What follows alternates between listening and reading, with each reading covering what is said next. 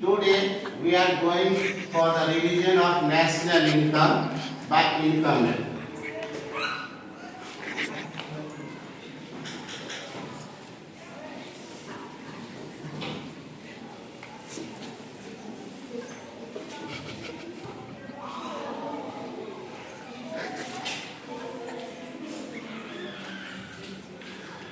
There are three methods for calculating of national income. Income method, it is also known as distribution method. Second is the expenditure method.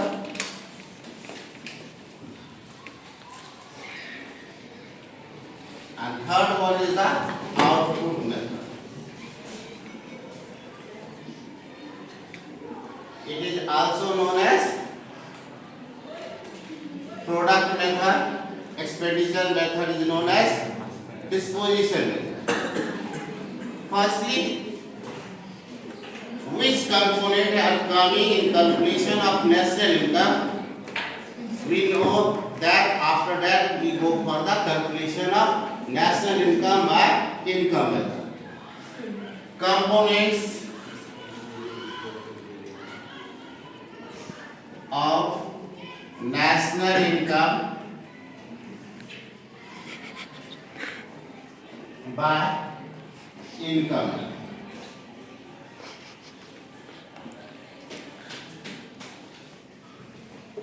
First one is the compensation of employees.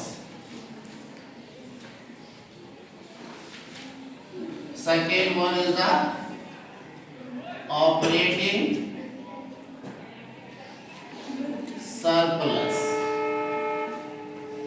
Third one is the mixed income of self-employed.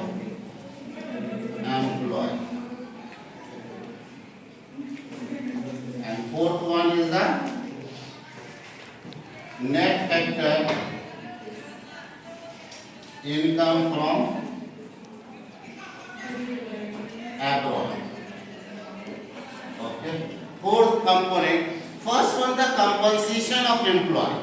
How we get the compensation of employee is the sum total of wages and salary along with some other income given by the employees. Like as this is also included. This is divided into how many parts? 4 parts. First is the wages and salaries. First is wages and salary. Second is the employers' contribution.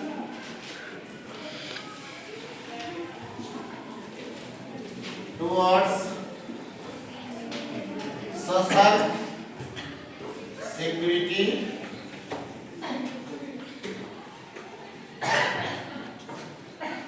scheme like pension, NPS, gratuity funds, ये होते हैं. Next में है आपके third point में क्या होगा इसमें?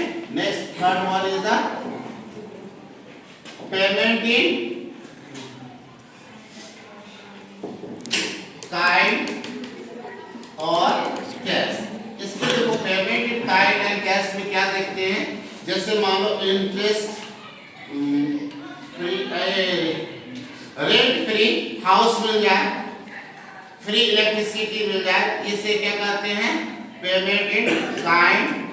काइंड का मिलता है. और कभी कभी इंसेंटिव्स मिल जाते हैं एम्प्लॉयज को अच्छे काम के, उसे क्या कहते हैं? कैश. और फोर्थ में क्या होगा? Retirement pension. ठीक है. ये चार कंपोनेंट होते हैं.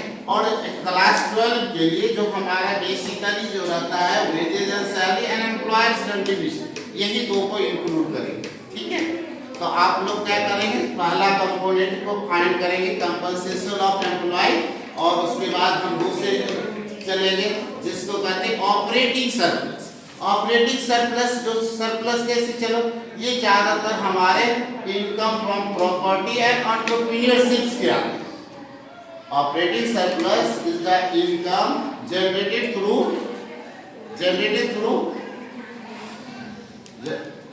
Property and entrepreneurship. इसलिए इसमें कौन सा कंपोनेंट इंक्लूड होगा, इसमें कौन सा इंक्लूड होगा, इसमें जो इंक्लूड होगा इसमें भी आपके कितने होंगे, चार, तीन ही करेंगे।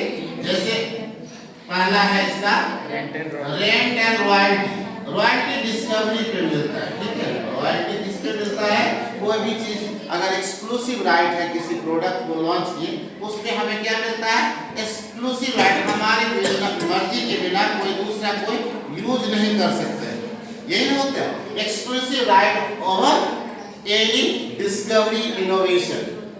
अब देखो रेंट तो किससे मिलता है, बिल्डिंग से मिलता है, हाउस में है, ज्यादातर एंटरप्रेन्योर्स के लिए मिलता है। तो बिल्डिंग पे जो मिलता है उसे कहते हैं रेंट। जो लीज क्या है, किराए पे जो देते हैं उसे रेंट कहते हैं। और उसके बाद क्या आता है बताओ, रेंट के बाद क्या आता है, कैपिटल। कैपिटल के बदले हमें क्या मिलता है, इंटरेस्ट मिलता है। ये दोनों क्या हुआ, फ्रॉम प्रॉपर्टी मिला, रेंट और इंटरेस्ट प्रॉपर्टी से मिलता है। और उसके बाद क्या होता है आपका, जो हम रिस्क लेते हैं, रिस्क में क्या होता है, प्रॉफिट होने और लॉस होने के चांसेस, तो प्रॉफिट होता है, ठीक है। प्रॉफिट होता है, तीन पार्ट होता है ऑपरेटिंग सरप्लस, ठीक है। ये तीन रहेगा तो आप ऑपरेटिंग सरप्लस रहेगा, तो तीनों को लिखने की जरूरत नहीं है। जो रहे कंपोनेंट आइडिया नहीं रहेगा तो तीनों को ऐड कर देंगे तो क्या निकल जाए, ऑपरेटिंग सरप्लस। अब देखो इसमें से प्रॉफिट भी कभी कभी नहीं दिया जाता। प्रॉफिट कैसे निकालते हैं, प्रॉफिट के लिए जैसे पहला हो जाएगा इसमें कॉर्पोरेशन टैक्स या कॉर्पोरेट सेविंग बोलेंगे इसको। उसके बाद क्या होगा, डिविडेंड होगा। डिविडेंड किसको मिलता है, शेयर होल्डर्स को मिलता है। और नेक्स्ट में क्या हो जाएगा बताओ, रिटेन अर्निंग या क्या बोलोगे, बोलो रिटेन अर्निंग या अनडिस्ट्रीब्यूटेड प्रॉफिट बोलोगे, ठीक है। ये जो है हमें मतलब पता चल जाएगा कंपोनेंट में कौन कौन सा कंपोनेंट इंक्लूड होगा। इसके बाद आपका जो तीसरा कंपोनेंट क्या बताया था, मिक्स इनकम। मिक्स इनकम में मान लो जिसकी इनकम जो है mix income of self employed. अब सेल्फ एम्प्लॉयड मतलब मान लो जिसको मतलब रोज ही अपने खुद का शॉपकीपर्स हो या कहीं अपना रेस्टोरेंट चला, उनकी जो इनकम हुआ अनसर्टेन हो, तो ऐसे लोगों को क्या कहते हैं, इनकम फ्रॉम सेल्फ एम्प्लॉयड। अब उसके बाद चौथा जब हम नेशनल इनकम निकालेंगे तो फोर्थ कंपोनेंट करते हैं नेट फैक्टर इनकम फ्रॉम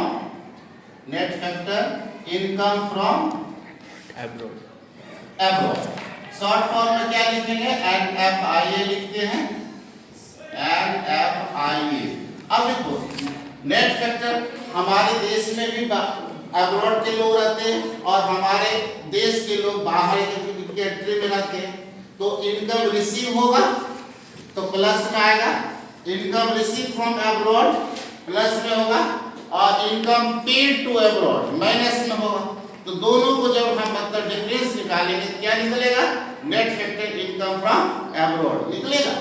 तो लिखोगे क्या, तो NFI is equal to factor income received from abroad